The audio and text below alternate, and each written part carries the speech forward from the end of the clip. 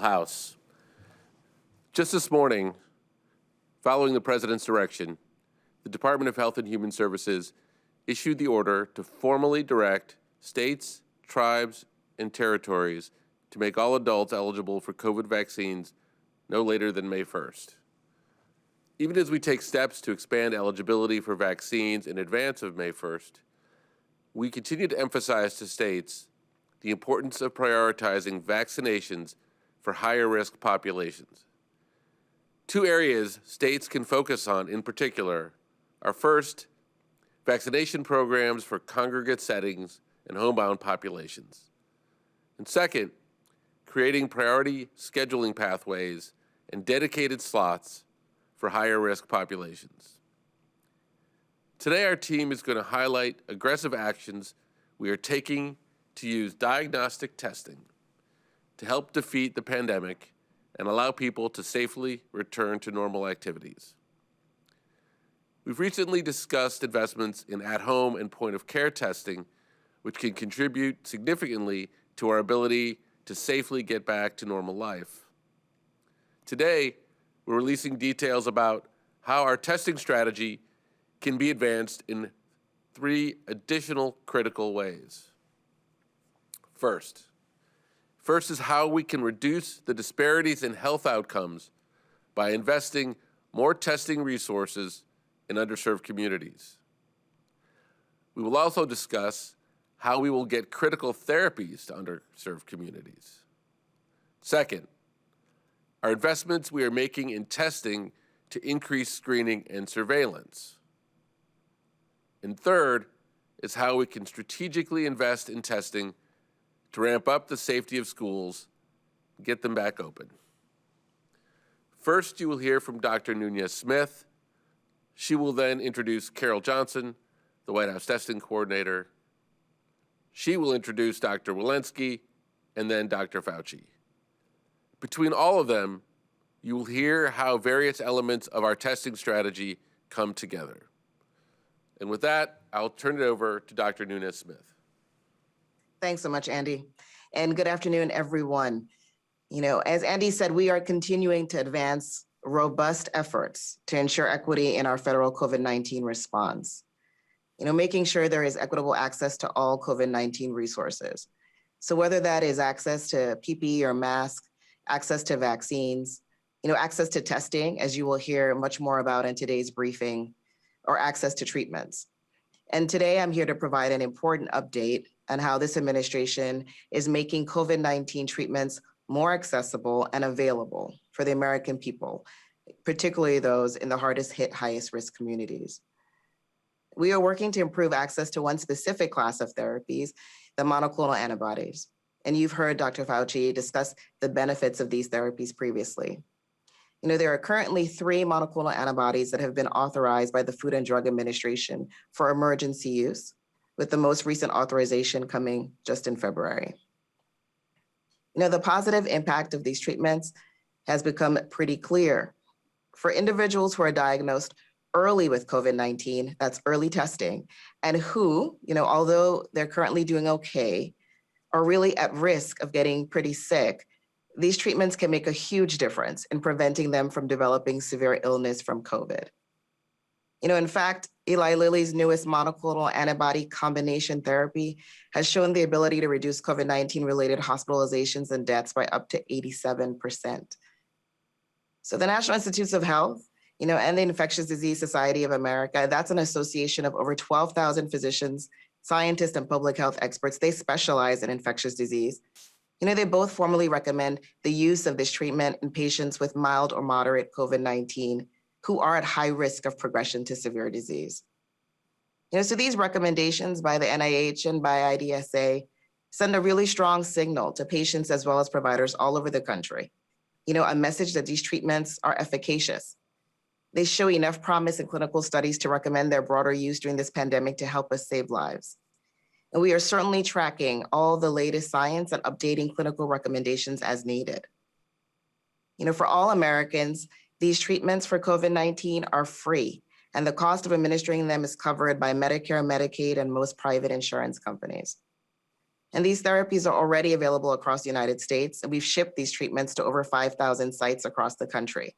So that's hospitals, emergency rooms, urgent care settings, physicians' offices, and infusion centers. But there is still work to do to make sure that these treatments are available and accessible to the highest risk communities, those communities that have faced high burdens of COVID-19 over this past year. So today we're announcing a new $150 million agreement signed by the Department of Health and Human Services, specifically to help us make sure that any individual and any community who meets the clinical criteria can have access to these important therapeutics. These funds will help us go beyond those existing 5,000 sites to help get these therapies to folks in other settings as well, giving us the ability to continue to meet people where they are. This new effort is going to speed assistance to hard-hit communities, really increasing the use and administration of the monoclonal antibody therapies, preventing hospitalization and death. This assistance may include additional staffing, infusion center capacity in both traditional and non-traditional healthcare settings, and the equipment necessary to administer this intravenous infusion, as well as being sure we increase awareness among healthcare providers and patients about the treatment options that are available, including where and how to access them. So this is just another example of how we are committed to an equitable COVID-19 response. We're working absolutely to keep people from getting COVID-19 in the first place. And the vaccines that are currently being administered across the country are key to doing just that. But for those individuals who get COVID-19, we want to make sure that they too have the benefit of the latest in scientific discovery to help them hope and help toward a safe and speedy recovery. So you can learn more about these monoclonal antibodies and how to access them by going to combatcovid.hhs.gov. And with that, I'll turn it over to Carol Johnson, the testing coordinator and the White House COVID-19 response team. Carol? Thank you, Dr. Nunez-Smith. When the president announced his national strategy to fight COVID, he outlined a comprehensive plan to scale and expand testing in order to safely reopen schools and society. Today, thanks to the American Rescue Plan, we're turning that plan into action. We know that school districts want to reopen, but up to this point, many lack the resources to set up COVID screening programs for students, teachers, and staff to help keep COVID out of our schools. Today, that all changes. Earlier today, the Department of Education announced the state funding allocations for the $122 billion in the American Rescue Plan to help schools invest in mitigation strategies like PPE, additional space, more teachers, and extending their critical learning and enrichment programs. And today, the Department of Health and Human Services announced plans to distribute $10 billion to support COVID-19 testing in schools across our country. With this funding for testing, every state in America will have access to millions of dollars to set up screening testing programs to add a layer of protection for schools, teachers, and students. This funding can be used to test teachers and staff, students, and others with symptoms of COVID, those who may have been exposed, and to establish sustained regular screening testing programs across the school system. We recognize that establishing a COVID testing program is new for many schools, and that's why CDC will work with state and local health departments to support technical assistance to help schools and states in standing up and implementing these programs. With this critical funding from the American Rescue Plan, we hope more schools will reopen across the country and more kids will be back in the classroom soon. We know that testing works. We know that it works to identify cases and slow the spread of COVID. And we look forward to working with schools to implement this exciting new program. Finally, I want to note that this work builds on additional actions the administration has already taken to scale up testing nationwide, like establishing regional coordinating centers to help accelerate testing and make the process easier, increasing domestic manufacturing of testing supplies, and rapidly increasing genomic sequencing. The American Rescue Plan, which was signed into law last week, will invest nearly $50 billion overall in testing. We believe it is important to get the first $100 billion out to states for school reopening as quickly as possible. So with that, I'll turn it over to Dr. Walensky, who will share additional testing news for today. Thank you, Dr. Walensky. Thank you, Carol, and good afternoon. I'm glad to be back with you today. Let's start first with an overview of the data. Cases continue to hover around 50 to 55,000 cases per day, and the most recent 7-day average is 53,000 cases per day. Hospital admissions continue to fall, with the most recent 7-day average just over 4,700 admissions per day. We continue to see declines in the number of deaths from COVID-19, averaging slightly more than 1,100 deaths per day over the last 7 days. Today, I want to spend a little time discussing COVID-19 testing and why this remains a critical component of our comprehensive approach to ending this epidemic. Reliable and widely available testing is a crucial part of our efforts to stop the spread of COVID-19. But several factors can make testing strategy decisions complex, including the different kinds of tests available, the changing dynamics of the pandemic in communities, and the increasing proliferation of new variants that are more transmissible. Having clear, evidence-based recommendations to help state and local public health departments and the medical community make informed decisions about COVID-19 testing is paramount to an overall national testing strategy. Today, CDC is releasing a suite of 5 updated guidance documents on COVID-19 testing, building on the latest science, available testing options, and what we have learned about testing during this pandemic. Our testing overview guidance describes the available tests that are used to detect COVID-19, how to choose a test, and the reasons for using them. They also explain the impact of vaccination on testing. Importantly, until now, limited test capacity has resulted in our use of tests for largely diagnostic purposes, when someone presents with symptoms or has been exposed. Only in selected places have we capitalized on the benefits of how testing can be used as a screening intervention with frequent tests to identify asymptomatic disease and prevent clusters before they start. Testing can also be used as a surveillance tool to monitor the burden of disease in communities. Our newly released set of guidances offers a comprehensive approach to testing and helps to prevent the spread of COVID-19 through the rapid identification and isolation of people who are infected, including those who do not know they are infected because they do not have symptoms. The updated overview also provides new information about health equity issues related to testing.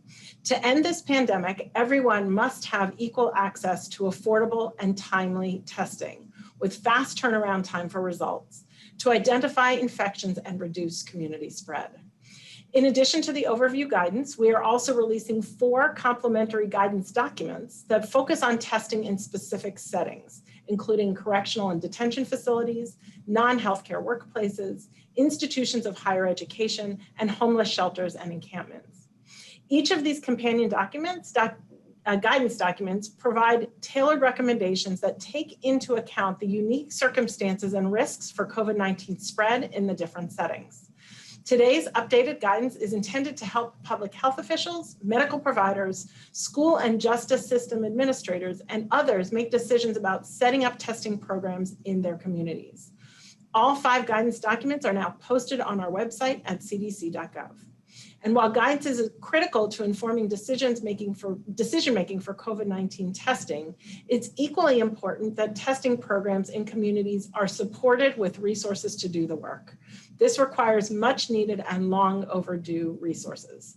So I'm proud to share that CDC is announcing new funding for $2.25 billion in grants to public health departments, on average $20 million per grant to more than 100 health departments, to address COVID-19 health disparities and advance health equity among people who are at high risk and underserved, including racial and ethnic minority groups and people living in rural areas. A large component of this funding will focus on strategies to improve testing and contact tracing, along with funding to support continued implementation of prevention strategies for COVID-19. These funds will provide much needed funding to states, cities, counties, and rural locations. I'm so excited to report that this funding represents CDC's largest investment to date to support communities that are affected by COVID-19 related health disparities, especially those in high risk and underserved groups. This is truly a historic investment for CDC and an important step forward to help hard hit communities turn the corner on this pandemic. Thank you, and I'll now turn it over to Dr. Fauci. Thank you very much, Dr. Walensky. I'm just going to change topics somewhat just for the next minute or two to give you an update in the context of vaccines and what we are learning in the longer range as we go from the EUAs. This slide is a familiar slide that I've shown a couple of times at these briefings. Just to summarize, we have 3 vaccines that have been proven to be highly efficacious, namely within the context of the clinical trial, they work. Now the question is, what happens when you get out into the real world? Next slide. We refer to this as the difference between efficacy and effectiveness. Efficacy is what you show in a clinical trial. Effectiveness means what happens when you use that in the real world. And what we are seeing is that, in fact, these types of vaccines that I just mentioned are working. Let me give you just a couple of quick examples among several. This is a study from Israel in which 600,000 newly vaccinated people with the Pfizer BNT vaccine were matched against 600,000 controls. Look at the right-hand part of the slide. 7 or more days after the second dose, the effectiveness of this vaccine in the community was well within the range of the efficacy of the trial, 92 to 94%. Next slide. This is a slide from the UK in which regular asymptomatic testing was done among healthcare providers who did the same kind of routine testing that many of us do. It was shown that in an arena and a context in which there was a variant, B117 predominated in England, again, you had a very high degree of effectiveness 7 days after the second dose, as shown here with 85%. Next slide. Back to the United States, in the Mayo Clinic, in this study of individuals who underwent routine pre-procedural testing, coming into the hospital for a sigmoidoscope, a colonoscopy, dental procedures, or what have you. They were tested, and it was found that after adjustment for confounding factors, there was an 80% reduction in the risk of a positive screening test in people who received 2 doses of an mRNA vaccine. And then finally, on this last slide, in Israel and in Spain, the study in Spain showed that viral load is a proxy for infectivity. And then in a study in Israel, they found out when there were breakthrough infections, either among vaccinated individuals or those who were not vaccinated. When you look at the viral load in the nasopharynx, it was decreased 4-fold for those who actually were within 12 to 28 days of the first dose of vaccine. Bottom line, the vaccines work in the real world. Not only are they efficacious, but they are effective. Now back to you, Andy. Thank you. All right, why don't we take questions? All right, first question, we will go to Shannon Pettypiece with NBC.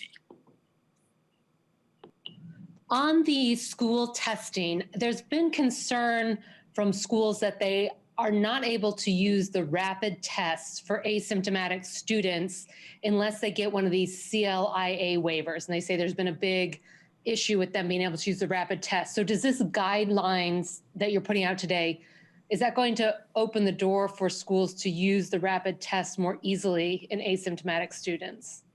Let me ask Carol to take that. Yeah, so I will say that the CDC is putting out guidance today, but there's more work to do. We're putting these resources out to help schools plan, but we continue to work on the policy background here, and there continues to be work to do. We have seen some states do some creative work around CLIA waivers, and we have seen some work from the Department of Health and Human Services to make it easier to access CLIA waivers, and we're going to continue to work on that issue. I will also point out that just yesterday, the FDA made a policy announcement about making it easier for tests to get authorization for asymptomatic screening use. So again, much more work to do, but we are continuing to move forward on the policy environment here to support screening testing. And Dr. Walensky, is there anything you want to add to that? Nope. Nothing to Okay. add. Next question. Next, we'll go to Cheryl Stolberg with the New York Times. Thank you for taking my question. I'm wondering what metrics you are going to apply to measure the effects of the spending on testing and the other mitigation measures. How much will this hasten the end of the pandemic or bring about the reopening of schools and the economy? How quickly will that happen, and how will you measure it? It's a broad question, so I would invite anyone to take that. Carol, is that something you want to start with? Yeah, let me just start by saying that our goal from the front end was that we have heard from folks who work directly with school districts about schools that are anxious to have the resources to be able to do testing to support their reopening. So as part of our broader goal the president's broader goal to safely reopen schools, we want to make sure there are resources available to do that. And we are continuing to track school reopening with our colleagues at the Department of Education. But our main message here is that we want schools to have the resources so that they can add this layer of mitigation that the CDC guidance on school reopening has pointed out can be an added protective factor. We know there are many schools that want that. We know there's schools that have tried to do it and have struggled to have the resources to do it. And so we want the resources out there, and we want to track school reopening. Anybody want to add to that? Maybe I'll just add that there are a lot of metrics that people are using. We're looking at wastewater for disease burden in communities. We're looking at hospitalization rates. We're looking at clusters and outbreaks in these schools that implement these screening strategies. So I think that there are a lot of metrics that we can impose. Of course, there are a lot of moving parts. Not only are we ramping up testing, we're also ramping up vaccination. I would just add as a reminder for everyone that since the president's call for schools to be open, we have issued a set of guidelines from the CDC to help with a roadmap to do that, prioritize vaccinations for teachers, and now this commitment around testing. So the question, I think, for the administration and for the schools in the country is not whether they can be open, but how. And I think with this roadmap, with this testing resources, with these vaccinations, there is a clear path there. Next question. Next, we'll go to April Ryan with DeGrio. Thank you. I want to get back to the issue of children and vaccinations. What is the current research showing right now as it relates to vaccinating school-age children? And I ask that because I'm hearing from doctors that there is a concern about the possible change in the genetic profile by 2 of the vaccinations versus the Johnson & Johnson. If you can give me a comment on all of that, all of the above. Thank you. Dr. Fauci? Yeah, thank you, Andy. Thank you for that question, April. Right now, there are a couple of studies from multiple companies looking at vaccines in children. Just to let everybody know where we are, the vaccine studies that are done right now are looking at both safety and immunogenicity. It's not looking for vaccine efficacy signals because you would need tens of thousands of people in those trials. We're trying to do bridging studies to show comparable immunogenicity at the same time of looking at safety. We will know answers to that for high school level individuals by the time we get to the fall.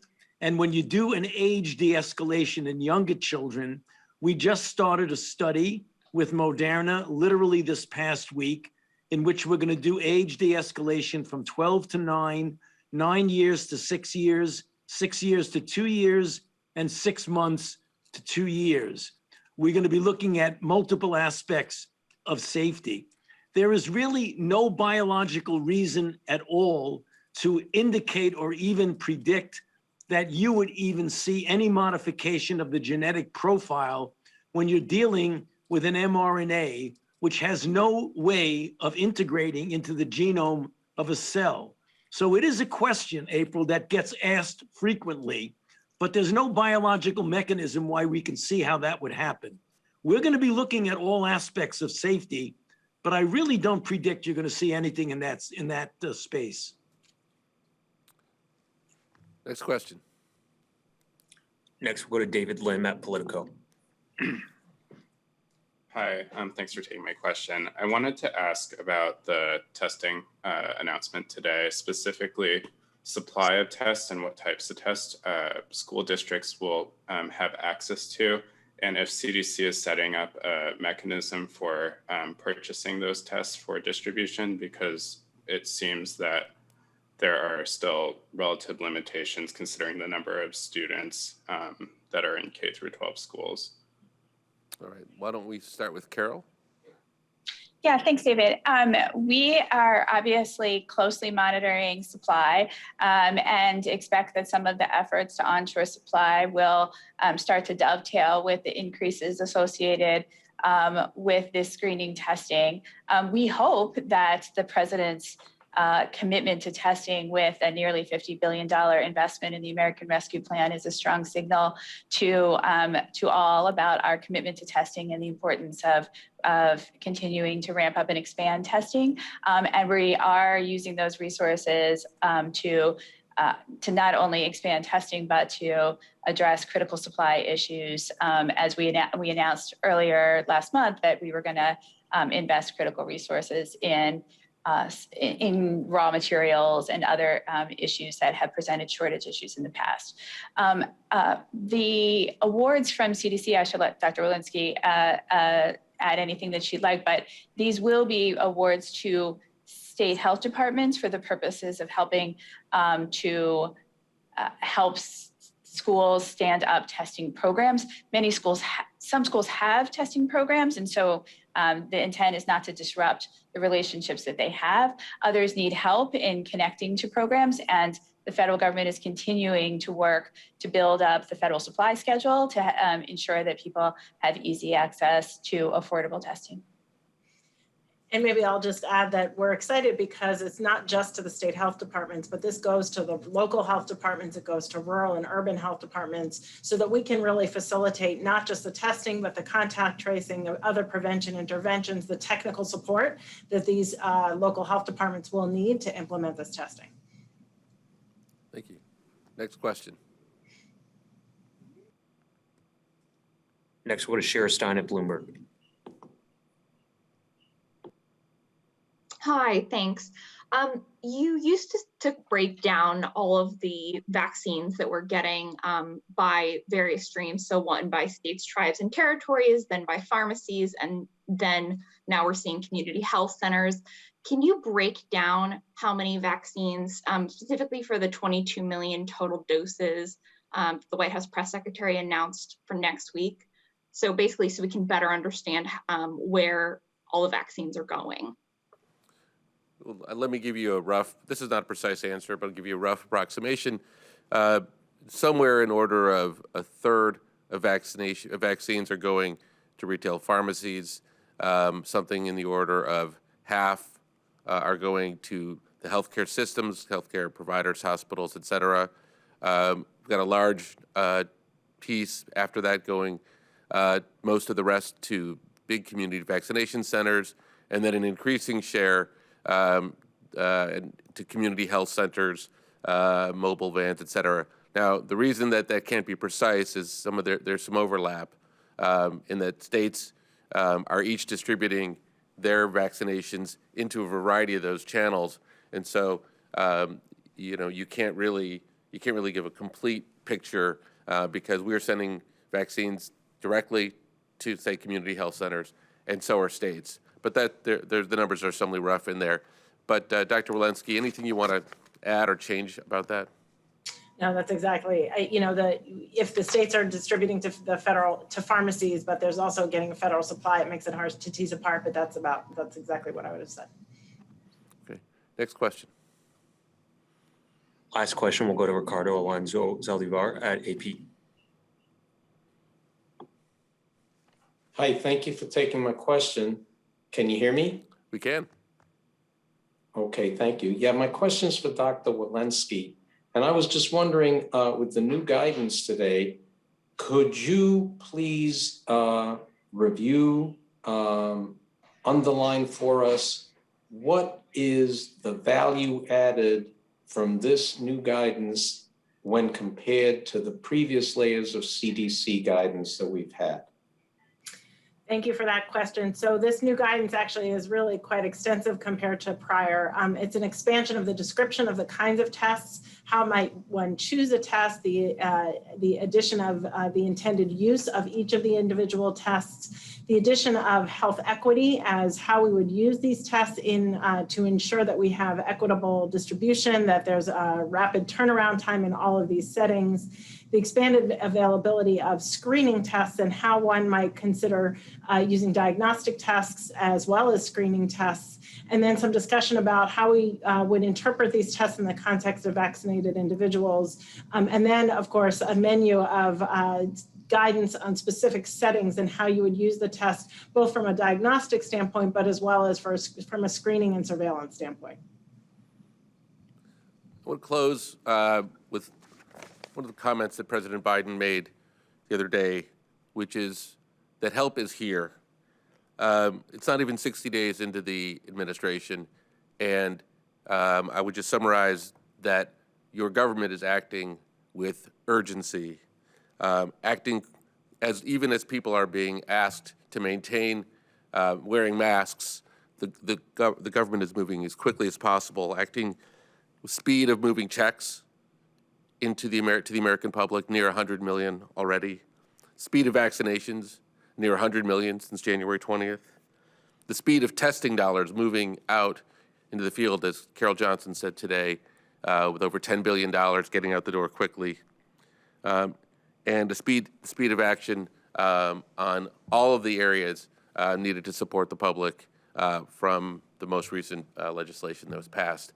So I want to thank everybody at the government and who is part of this effort for the great speed with which we're acting on behalf of the public. With that, thank you, and we will be here again on Friday.